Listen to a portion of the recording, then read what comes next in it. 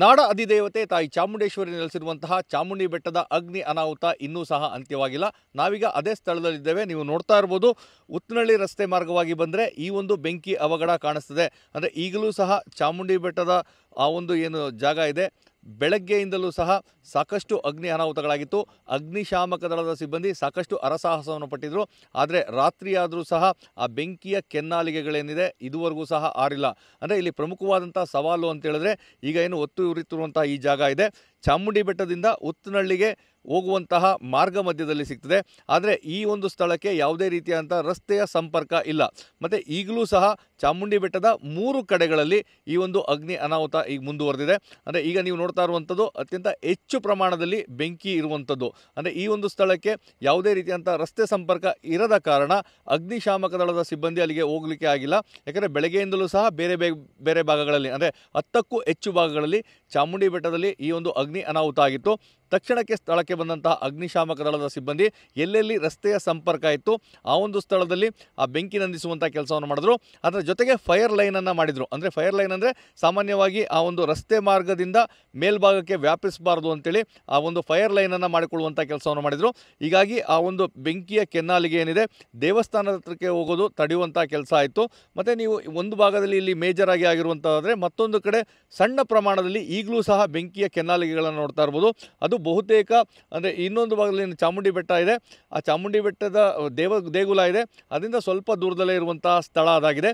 ಹೀಗಾಗಿ ಆ ಸ್ಥಳದಿಂದ ಚಾಮುಂಡಿ ಬೆಟ್ಟದ ಆ ದೇಗುಲ ಏನಿದೆ ಅಲ್ಲಿಗೆ ಯಾವುದೇ ಕಾರಣಕ್ಕೂ ಅಗ್ನಿ ಧಾವಿಸಬಾರ್ದು ಅಂತೇಳಿ ಆ ಒಂದು ಫೈರ್ ಲೈನ್ಗಳನ್ನು ಮಾಡೋದ್ರಲ್ಲಿ ಅಗ್ನಿಶಾಮಕ ದಳದ ಸಿಬ್ಬಂದಿ ಯಶಸ್ವಿಯಾದರು. ಆದರೆ ಈ ಒಂದು ಸ್ಥಳ ಏನಿದೆ ಇಲ್ಲಿ ಸಂಪೂರ್ಣವಾಗಿ ಯಾವುದೇ ರೀತಿಯಾದಂಥ ರಸ್ತೆ ಮಾರ್ಗ ಇಲ್ಲ. ಹೀಗಾಗಿ ಈ ಸ್ಥಳಕ್ಕೆ ಹೋಗಿ ಬೆಂಕಿ ನಂದಿಸುವಂಥಕ್ಕೆ ಸಾಧ್ಯವಾಗಿಲ್ಲ. ಹೀಗಾಗಿ ರಾತ್ರಿ ಆದರೂ ಸಹ ಈ ಒಂದು ಬೆಂಕಿಯ ಕೆನ್ನಾಲಿಗೆಗಳು ಮುಂದುವರೆದಿದ್ದಾವೆ. ಮತ್ತು ಇಲ್ಲಿ ಮತ್ತೊಂದು ಆತಂಕ ಅಂತ ಹೇಳಿದ್ರೆ, ಇದು ಕುರುಚಲು ಕಾಡಾಗಿದೆ. ಮತ್ತು ಈ ಒಂದು ಪ್ರದೇಶದಲ್ಲಿ ಪ್ರಾಣಿಗಳ ವಾಸಸ್ಥಾನ ಮತ್ತು ಹದ್ದುಗಳು ಸಾಕಷ್ಟು ಸಂಖ್ಯೆಯಲ್ಲಿ ವಾಸವಾಗಿದ್ದು, ಆ ಹದ್ದುಗಳ ಗೂಡು ಸಹ ನಾಶವಾಗಿದೆ. ಇದರ ಜೊತೆಗೆ ಚಿರತೆಗಳು ಸಾಕಷ್ಟು ಸಂಖ್ಯೆಯಲ್ಲಿ ಚಾಮುಂಡಿ ಬೆಟ್ಟದಲ್ಲಿದೆ. ಯಾಕಂದರೆ ಚಾಮುಂಡಿ ಬೆಟ್ಟದ ರಸ್ತೆಯಲ್ಲೇ ಚಿರತೆಗಳು ಸಾಕಷ್ಟು ಕಾಣಿಸ್ಕೊಂಡಿದ್ವು. ಹೀಗಾಗಿ ಈ ಒಂದು ಸ್ಥಳದಲ್ಲಿ ಏನು ಅಗ್ನಿ ಅನಾಹುತ ಆಗಿದೆ, ಹೆಚ್ಚಿನ ಪ್ರಮಾಣದಲ್ಲಿ ಚಿರತೆಗಳು ಇಲ್ಲಿ ವಾಸಿಸ್ತಾ ಇದ್ವು. ಹೀಗಾಗಿ ಅವು ಎಲ್ಲೋ ಒಂದು ಕಡೆ ವಸತಿ ಪ್ರದೇಶಗಳತ್ತ ಧಾವಿಸ್ತವ ಅನ್ನೋ ಒಂದು ಆತಂಕ ಈಗ ಎದುರಾಗಿದೆ.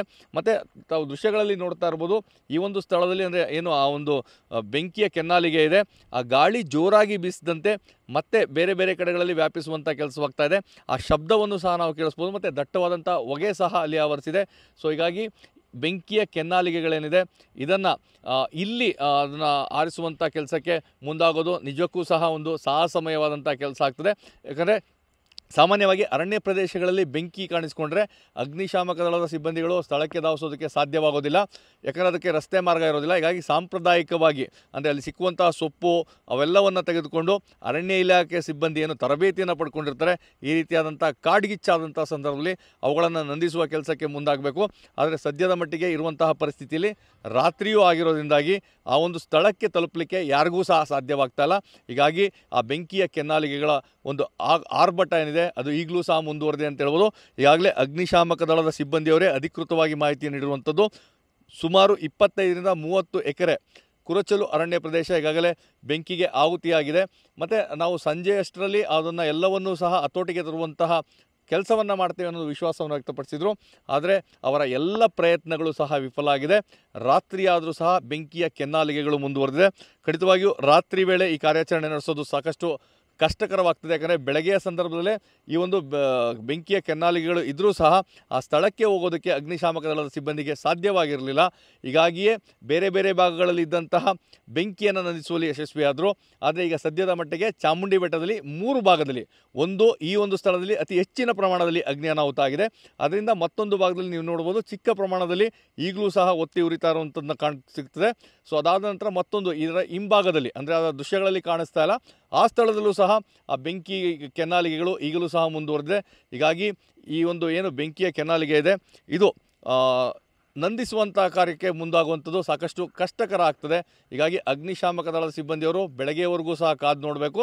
ಆ ಒಂದು ಬೆಂಕಿಯ ಕೆನ್ನಾಲಿಗೆಗಳೇನಿದೆ ತನ್ನಿಂದ ತಾನೇ ಆರುವಂತಹ ಪರಿಸ್ಥಿತಿ ಬಂದರೆ, ಅಂದರೆ ಯಾಕಂದರೆ ಅವ್ರು ಮಾಡಿರುವಂತಹ ಫೈರ್ ಲೈನ್ ಏನಿದೆ ಆ ಫೈರ್ ಲೈನ್ವರೆಗೂ ಬಂದು ಅದಾದ ನಂತರ ಅಲ್ಲಿ ನಿಂತ್ಕೊಂಡ್ರೆ ಅದಕ್ಕೆ ಅಲ್ಲಿ ಬೆಂಕಿ ಆರಿ ಹೋಗ್ತದೆ. ಆದರೆ ಅಗ್ನಿಶಾಮಕ ದಳದ ಸಿಬ್ಬಂದಿ ಈ ಒಂದು ಸ್ಥಳಕ್ಕೆ ಬಂದು ಕಾರ್ಯಾಚರಣೆ ಮಾಡೋದು ಅಸಾಧ್ಯವಾದ ಮಾತಾಗಿದೆ. ಹೀಗಾಗಿ ಬೆಳಗ್ಗೆ ಬೇರೆ ಯಾವ ರೀತಿಯಾಗಿ ಈ ಒಂದು ಅಗ್ನಿಯನ್ನು ನಂದಿಸ್ತಾರೆ ಅಥವಾ ತನ್ನಿಂದ ತಾನೇ ಆ ಅಗ್ನಿ ಶಮನವಾಗ್ತದಾ ಕಾದು ನೋಡಬೇಕಾಗಿದೆ. ಚಾಮುಂಡಿ ಬೆಟ್ಟದಿಂದ ಕ್ಯಾಮ್ರಾ ಪರ್ಸನ್ ರಘು ಜೊತೆ ರಾಮ್, TV9 ಮೈಸೂರು.